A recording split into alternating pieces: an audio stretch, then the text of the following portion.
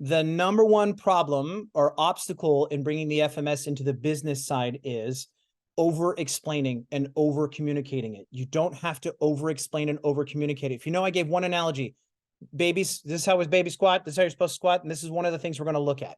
You could say, we're going to take a look at how well your overhead reaches, how well your squat is, how good your movement patterns are. Just give them a general idea of what it's due. It's easy to fall into the trap of over-explaining and having this be a long explanation of coaching. Our goal isn't to coach. Our goal is to differentiate, move forward, find out what their goals are, have the solution to the problem, and move on. So the first place I like to put the functional movement screen is in the inquiry script when they first ask and inquire about what we do. What I have found to be most successful, and again, when this comes to closing sales, remember the goal here is closing sales. What I have found to be most successful is that the FMS is integrated into the standard strategy session, which is complementary. So we're giving value. We're giving value up front. So when we're looking at selling, I want to provide as much value as possible to that specific client. I want to front load value. That way I can stack up the law of reciprocity. I want it to feel so valuable by the time we get to the end and we explain that membership is $400 a month, they look at us and go, whew, I thought it was going to be like $1,500 a month. Their impression of how much they were going to pay is significantly higher than what the cost is that you're asking them to pay. And the FMS is part of stacking that value because we're stacking expertise. And that also allows us to create some, what I like to call a miracle moment. So when we build it into the strategy session, here's the strategy session, a simple order of what I like to do. Number one, we come in, we greet that person, make sure that that's done with intention. Never let somebody come in the door and you're busy training somebody else, or you're busy. Like if you have an appointment for a strategy session, be ready for that person. Greet them at the door, greet them by name. Make sure that you're prepared for this. Nothing worse than somebody come in and you be like, oh, let me find your paperwork. And this guy's got to finish some squats real quick and I'll be right with you. It's a real quick way to make somebody feel unimportant. So greet them, take them to where you're going to do the strategy session, sit down, give them a preview about what's going to happen. Give them a preview. Here's what we're going to do. We're going to do this step, that step, this step. And then at the end, I'm going to make my professional recommendation over which program is best for you. Okay, so I'm prefacing, I'm letting them know, as a professional, as your coach, at the end, I'm going to recommend the best program based on everything you tell me.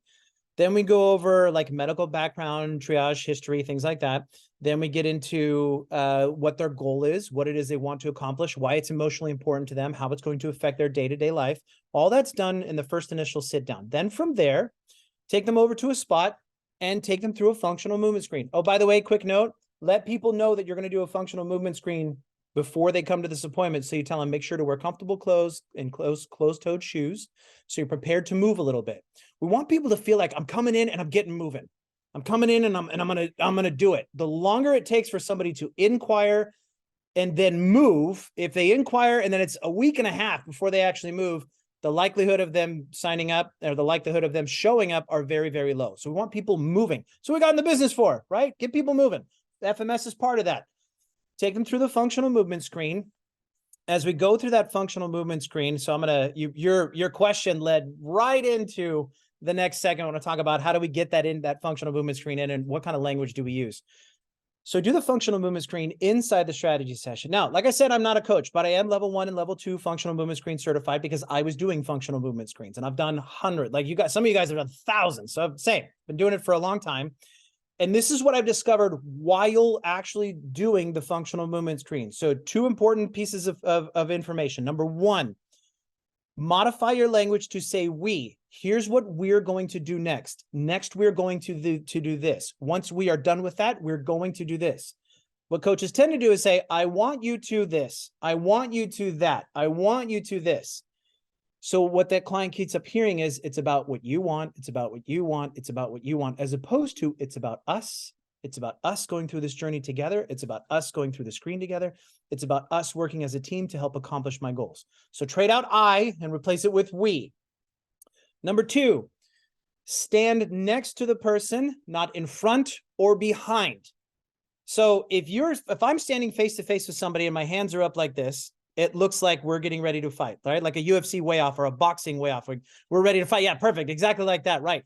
But if I stand side by side with you with my hands up, it looks like we're going into battle together on the same team.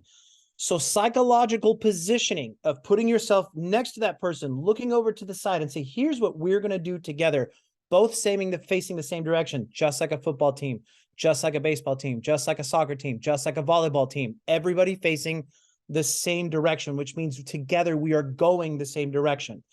These are the psychological hits that you can lace into the functional movement screen that will ultimately lead to an easier close and easier to sell because they believe you are on their side. They believe you are on their team. So change your language, make it from I to we, make it side by side. And then the last language piece I want to give you is there's no such thing as a bad movement screen. And I'm sure you hear this from the FMS team all the time. From a sales point of view and from a client point of view, I cannot stress this enough. There is no such thing as a bad movement screen. Here's what I mean by that. If somebody scores a 5, that doesn't make it a bad or a good movement screen. It's just a 5. We don't need to explain what a 5 means. We don't need to explain how that's going to affect your programming. All we have to do when we see a client move is say, thank you. That's exactly what I'm looking for. Perfect. That's exactly what I'm looking for. If you have somebody that's got a 3 on their squat, they're overhead and their butt to the ground, heels to the ground, everything moves perfect, you get to tell them, perfect. That's exactly what I'm looking for. If they have their hands up and they're doing overhead squat and they squat and they make it about 4 inches and they stand back up, you tell them, perfect. That's exactly what I'm looking for. Because it's true. You're just looking for data. You're not looking for good or bad. We're looking for data. So all they get to hear is, oh, that's what he's looking for. Oh, good. Okay, I did the thing he's looking for. I did the thing he's looking for. Now, that miracle moment I talked about beforehand. If we put somebody in an overhead squat and then we elevate their heels to test for a 2, and all of a sudden they can squat, what you've done in a sales session is created a miracle moment where you've immediately fixed a problem simply by elevating their heels.